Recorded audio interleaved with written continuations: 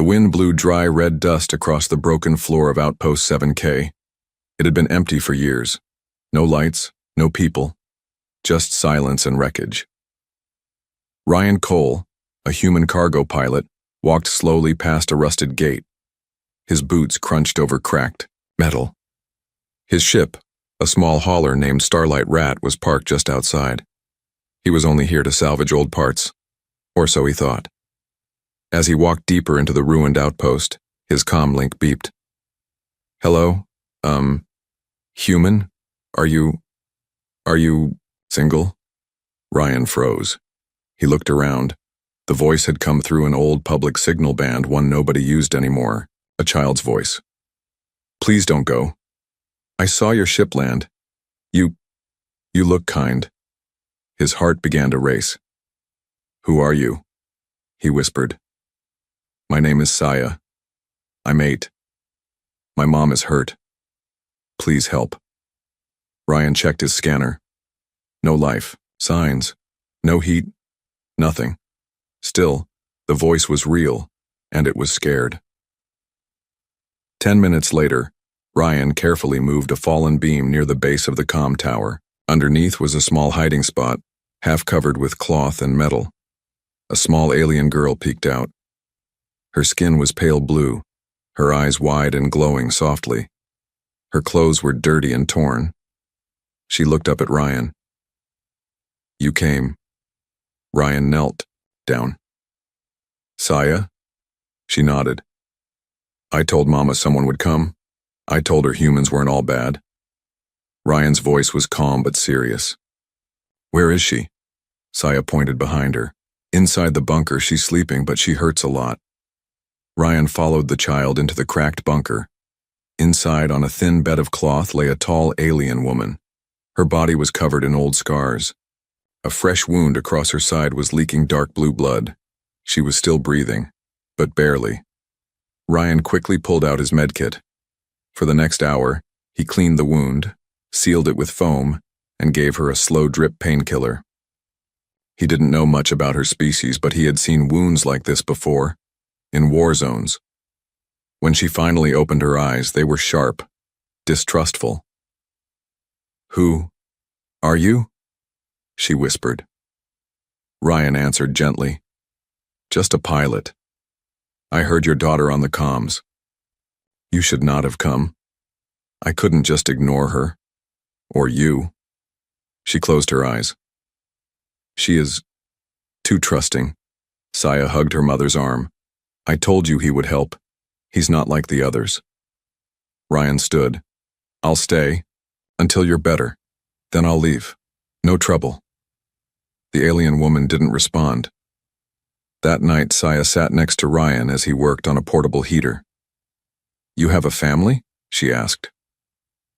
Ryan shook his head. No, not anymore. Saya tilted her head. So, you are single? He chuckled. I guess I am. Why? She smiled, shy but hopeful. Then you can marry my mom. She's really kind. And pretty too. Ryan nearly dropped his tool. What? Back on our world, we always said if someone saves your life, they should stay. Forever. Mama's lonely. And you're nice. Ryan looked toward the sleeping woman, then back at Saya. That's a big decision. Saya nodded. I know. But someone has to take care of her. I'm just a kid. Ryan smiled softly. Let's just get her well first, okay? Saya giggled.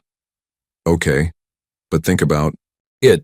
Outside, in the shadows beyond the outpost, 3 red dots blinked. Tiny tracking drones hovered silently. They had found her, and next time, they would not just watch. They would take. The next morning, the alien woman was awake. She sat against the cold wall of the bunker, eyes locked on Ryan as he lit a portable heater. Her arms were wrapped around Saya protectively. Not a word. Not a thank you. Not even a nod. Ryan placed a warm food pack near her. It's protein stew, human style. Not great, but it's hot. She didn't move. Saya, however, crawled over, opened the packet, sniffed it, and grinned. It smells like victory, Ryan laughed. What does victory smell like? Saya licked the spoon. Like something you never thought you'd get, but you did. The woman's lips twitched, but she said nothing. After breakfast, Ryan worked on fixing the power unit inside the outpost. The old solar lines were still intact. If he could reboot the system, he could give them heat, light, and shield coverage. Saya followed him everywhere, asking question after question. Is your ship fast? Do you shoot pirates? Can I fly someday? Ryan smiled, one question at a time. But when he glanced back, the mother's eyes were still on him, cold, calculating. That evening, Ryan sat beside the fire he built from scrap wood. The mother finally spoke. What do you want from us? Ryan didn't look at her directly. Nothing. No one gives something for nothing. I'm not most people, he said. You're a human. Ryan exhaled slowly. That's true. Your kind hunted us, took our homes, called us savages. Ryan nodded. Some did. But I'm not with the Union Army. I'm just a pilot. And why are you helping us? Ryan looked her in the eye now. Because your daughter asked, and because you're bleeding and starving in a hole in the ground. That's reason enough. Silence stretched between them. Saya sat between them, looking from one to the other. Mama's name is Rilke, she said quietly. She doesn't like people, but she's good.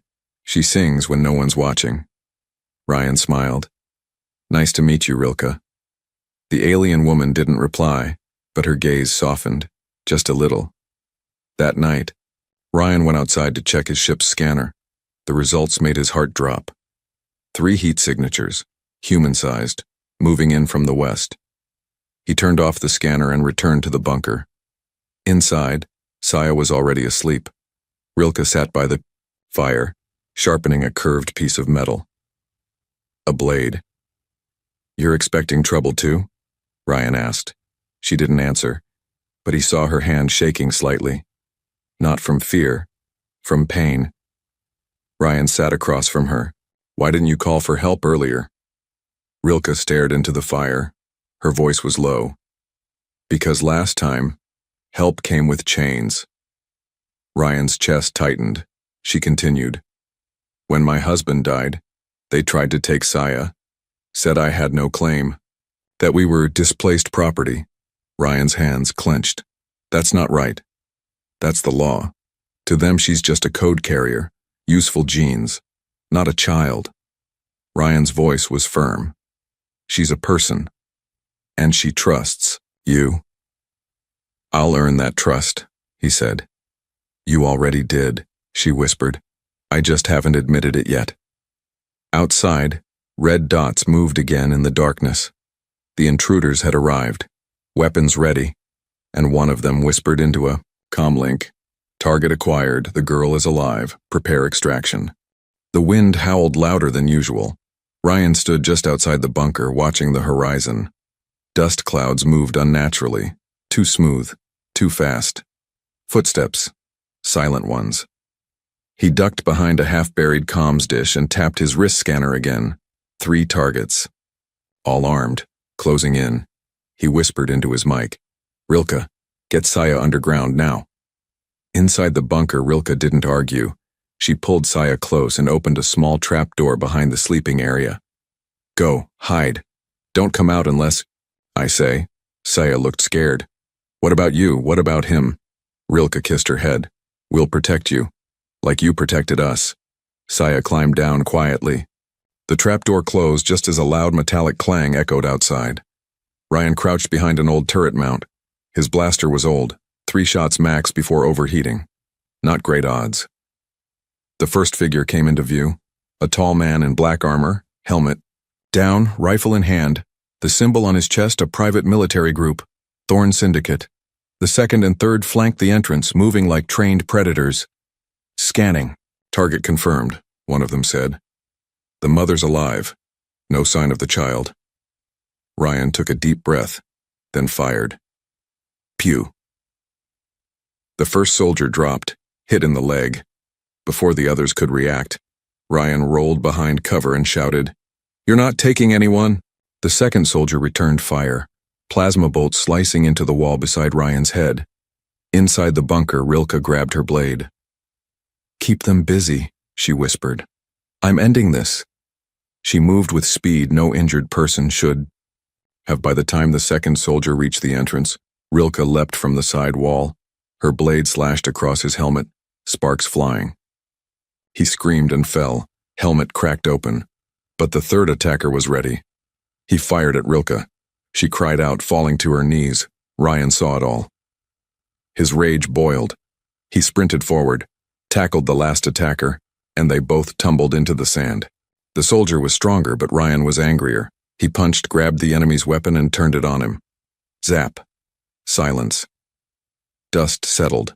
3 soldiers down, Rilke on the ground, breathing hard. Blood leaking again. Ryan rushed to her. "Rilke, no, stay with me," she smiled weakly. "That was fun. You're bleeding again. A lot." "Just a scratch," she lied. "Check Saya, now." Ryan opened the trap door. "Saya, it's safe now." No answer. "Saya." He climbed down. Empty. The space was empty. A small, glowing toy lay on the ground. Her favorite one. And next to it, a hole in the wall, freshly burned open, a tunnel. Someone had come in from underneath and taken her. Ryan's heart dropped. He ran out. "She's gone." Rilke's eyes widened in horror. "No. She must have been taken through a hidden tunnel. Maybe backup was waiting." No! Rilke tried to stand, but her legs buckled. Ryan caught her. "I swear to you, I'll bring her back." Rilke clutched his shirt. "Promise me." "I promise." "Not just as a pilot. Promise me as the man she believes you are." Ryan nodded. "I'm not letting her become a lab rat." "Then hurry, before she disappears forever." Above them, the clouds thickened and, far in the distance, an unmarked black shuttle lifted off. Inside it, Saya screamed through a muffled gag, reaching for the stars. Ryan pushed the throttle of his ship, Starlight Rat, to maximum burn. The enemy shuttle had left a faint ion trail. Barely. Visible, but just enough for a skilled pilot to track. His eyes were locked on the scanner. His hands shook. Saya had only been gone for 20 minutes, but every second felt like an hour. Behind him, Rilke sat in silence, wrapped in bandages, her eyes cold and unreadable. "You're quiet," Ryan said, breaking the tension. Rilke didn't. Look at him. "Because if I speak, I might scream." "You knew someone was after her." She finally turned to him. "Yes." She told him the truth then, about the war, about her late mate, a resistance leader who stole data from the Union's deep science labs. "They were making a child," she said. "Not just any child. One that could unlock old technology. Devices made by the progenitors, creatures who lived before even the first stars aligned into galaxies." "Saya," Ryan whispered. Rilke nodded. "She was made without her consent before she was even born. Her DNA carries codes, keys, hidden in her blood. I ran the moment I found out." "They're not after you," Ryan realized. "They only want her. To open things that should stay locked." Ryan gritted his teeth. "Not happening on my watch." The trail led them to an asteroid belt near a dead planet. A hidden lab floated inside the debris, dark, silent, and shielded. Ryan docked silently. "We go in together." Rilke shook her head. "I'm still weak. You go. I'll cover you from the ship." Ryan didn't argue. He took his blaster, a tracker beacon, and Saya's toy that he had found, hoping she'd see it and know he was close. The lab was old, broken in places, no guards, no lights, just humming machines. And one distant sound, a child sobbing. Ryan moved through the halls, avoiding camera feeds. He reached a small cell at the end of a dark corridor. There she was, Saya tied to a chair, gag in her mouth, tears streaming down her cheeks. He knelt. "Hey, Saya, it's me." Her eyes lit up. Ryan pulled the gag off. "I'm here. I promised, didn't I?" Mama, is she? She's fine. And mad. So let's get out before she finds someone to yell at. Saya giggled through tears, but before they could move, a voice echoed. How noble. A human risking his life for an experiment. A tall figure stepped from the shadows, gray armor, red glowing visor. He wasn't union, he was private, hired, a gene harvester. She's worth 10 planets, you know. What's she worth to you? Ryan raised his weapon. More than your life. You don't understand, she's not a child, she's a lockpick, the key to Vault 12. And you're just a paycheck. The harvester aimed, Ryan fired first. The lab exploded into chaos. Ryan grabbed Saya and ran through the side corridor. Shots followed them. He threw smoke flares and ducked into a vent. They crawled for 10 minutes until they found the airlock. As he sealed the inner door, Ryan whispered to Saya, Hold on tight. Outside, Starlight Rat was waiting. Rilke opened the bay. Ryan and Saya jumped in just as plasma bolts slammed into the hull. Back in the cockpit, Ryan shouted, We have to go now! Rilke fired the thrusters. Hold on! They blasted away from the asteroid. Behind them, the lab caught fire, but the voice from the comm returned. You can run, but we will always find her. The key belongs to us. Ryan muted the channel. Saya. Huddled in his arms, he looked down at her. No, she doesn't belong to anyone. Later that night, as they floated in a quiet system, Saya slept in her mother's arms. Rilke looked at Ryan. You came for her. I made a promise. She loves you. She barely knew her father. But she looks at you like you're something more. Ryan didn't respond. He just watched the stars. But inside he already knew. He'd fight every corner of the galaxy if that's what it took to keep that little girl safe. The stars outside the ship looked peaceful, but Ryan knew peace never lasted long. He sat alone at the control panel of Starlight Rat, checking star maps and updating fake ID codes. The enemy was still hunting Saya. If they wanted to survive, they had to disappear forever. Behind him, Saya tiptoed in, holding something small and white. Hey, Captain Ryan, she whispered. He turned around. You're supposed to be asleep. Saya grinned. I couldn't sleep. I was working on something important. She held up a folded cloth. It looked like a tiny white cape made from bandages and leftover scraps. It's for Mama, for her wedding. Ryan blinked. Her what? Her wedding with you. Before he could answer, Rilke walked in, leaning against the wall, still weak but recovering fast. She stared at the cloth and sighed. Saya, he saved us, Mama, twice. That means something on our world. Ryan chuckled. I thought it was 3 times. See? Even better. Rilke rubbed her eyes. Saya, we talked about this. I know. But I still think he'd make a good husband. Ryan raised both hands. Let's survive another week first, okay? Saya pouted, then skipped out of the room, humming a tune. When she was gone, silence settled between them. Rilke spoke first. She's just a child, but I won't lie. Part of me sees why she trusts you. Ryan didn't look at her. You don't have to say anything. I didn't do it for praise. I know, that's why it matters. Their eyes met. For the first time, Rilke didn't look like a wounded survivor. She looked like a mother who was starting to believe in something again. They spent the next day working on the escape plan. Ryan rewired the ship's transponder to make it look like a mining vessel. Rilke gathered the last of her husband's data cubes and locked them inside Saya's toy, hidden in plain sight. They planned to land on a planet called Eliara, deep in neutral space. No law. No union. No syndicates. Just forests, old farms, and silence. It's not much, Ryan said, but it's safe. Safe is all we need, Rilke replied. But Saya had other plans. She sneaked into the med bay and recorded a message on Ryan's data pad. To Captain Ryan, if we crash or if you leave or if Mama says no, I still want you to know, you're my favorite person ever. I told the stars about you, Then she placed the tiny bandage wedding dress on his bunk and smiled.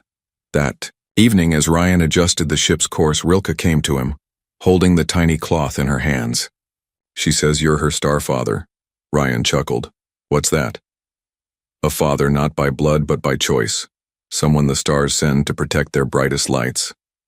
He looked away, swallowing emotion. I'd die for her. Rilke's voice dropped. Then maybe we don't have to pretend anymore. She leaned forward and kissed his cheek, just once. Let's reach Eliara first, then we talk about dresses. Ryan smiled. Deal. Outside, in the black silence of space, a single drone floated behind the Starlight Rat, silent, cold, and watching. Then it turned and disappeared into hyperspace. The enemy now knew where they were going. The planet Eliara appeared through the clouds, lush green forests, wide rivers, and a sky that looked untouched by war. Ryan smiled from the cockpit of Starlight Rat. Almost. There, he said. Rilke stood beside him, wearing a simple tunic. Her wounds had healed, but her eyes were sharper than ever. Saya sat behind them, hugging her toy. Will we be safe there? She asked.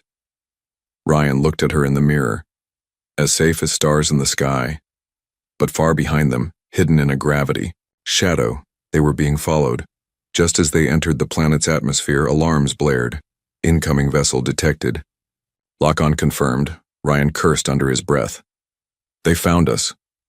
We were careful, Rilke hissed. How? Ryan looked at Saya's toy, remembering the hidden data cube. The beacon, it must have activated. Rilke grabbed Saya, pulled her into the ship's secure room. Don't come out unless we win, understand? Saya's lips trembled. But do you understand? Saya nodded and the door sealed. Ryan took the pilot's seat again. A black ship was descending fast, larger, heavily armed. They'll try to shoot us down before we land, Ryan said. Then we shoot. Back, Rilke replied, sliding into the gunner seat. Ryan smiled. Glad we're finally working together. The enemy ship fired first. 2 plasma blasts rocked Starlight Rat, shaking metal and setting sparks flying. But Ryan was faster. He dove low, flying just above tree level. Rilke, left turret, now! Pew, pew! 2 blasts struck the enemy's shields. They flickered. Ryan pulled the ship hard to the right, grazing mountain cliffs. The enemy followed.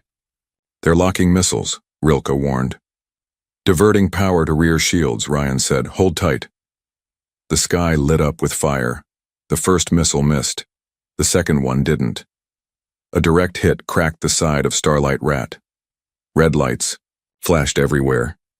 We're going down, Ryan shouted. Rilke didn't scream. She grabbed the control and helped level the descent. They crashed through trees, plowed into dirt, and finally stopped. Half buried in the jungle floor. Smoke filled the cabin. Ryan unbuckled. Is Saya still secure? Rilke said, checking her scanner. But they'll land any moment. Ryan stood and handed Rilke her blade. He took his blaster. One more stand? She smirked. Till the end. Outside, the black ship landed. 4 figures stepped out, heavily armed, slow and confident. Their leader removed his helmet, same red visor Ryan had seen before. You ran far, he called out, but the galaxy's small when you owe it your life. Ryan stepped out from behind wreckage. She's not a weapon, she's a child. She's a key, a code, property of the Union Genetic Council. Rilke walked beside him. Then take us, but leave the child. The leader smiled. Not how this works. They fired. Ryan and Rilke moved fast, cover to cover, blaster and blade working as one. 1 enemy dropped. Then 2. But Rilke was hit in the side. Ryan caught her before she fell. No, no, stay with me. Don't stop, she gasped. Saya! The last soldier came forward, gun aimed. But before he could fire, a small figure jumped from the shadows. Saya, holding her toy. Leave them alone. The enemy froze. The toy. It has the data, he realized. He reached forward. But Ryan raised his blaster and fired point blank. The last enemy fell. Silence returned. Ryan dropped his weapon and ran to Rilke. She was alive, but bleeding again. "We're safe," she whispered. "Don't talk," Ryan said, pressing bandages. Saya knelt beside her. "Mama, we won?" "We did," she smiled weakly. "Is he my dad now?" Rilke laughed and winced. "If he survives patching me up, maybe." Months passed since the crash on Elyara. Ryan stood outside the wooden cabin he helped build by hand. Birds sang overhead. Wind moved through the tall bluegrass. The jungle had grown quieter, as if the planet itself had accepted them. He looked up at the twin suns in the sky. Peace was rare in the galaxy, but they had found it. Behind him, the cabin door creaked open. Saya peeked out, wearing a flower crown and carrying her toy, still with the secret data inside, now long deactivated. "Are you ready, Captain Dad?" she asked. Ryan laughed. "Captain Dad? That's new." "It's your promotion." Inside the house, Rilke walked slowly but strong. Her wounds had healed. Her eyes no longer held fear. She wore a soft robe stitched from local fabric, simple but beautiful. Ryan watched her from the porch steps. She raised an eyebrow. "You're not having second thoughts, are you?" "About what?" he teased. "Planting those tomatoes?" "Absolutely. About you too?" "Not a chance." Saya clapped. "So it's happening? Like really, really?" That evening, under glowing lanterns made of firebugs and vines, 3 people stood in a small clearing. No priest, no official, just stars, just love. Rilke spoke first. "I never believed I'd live long enough to see peace again, and I certainly never thought I'd meet a man who'd fight entire skies, just to protect a girl who wasn't even his." She looked at Ryan. "But now, she is." Ryan smiled.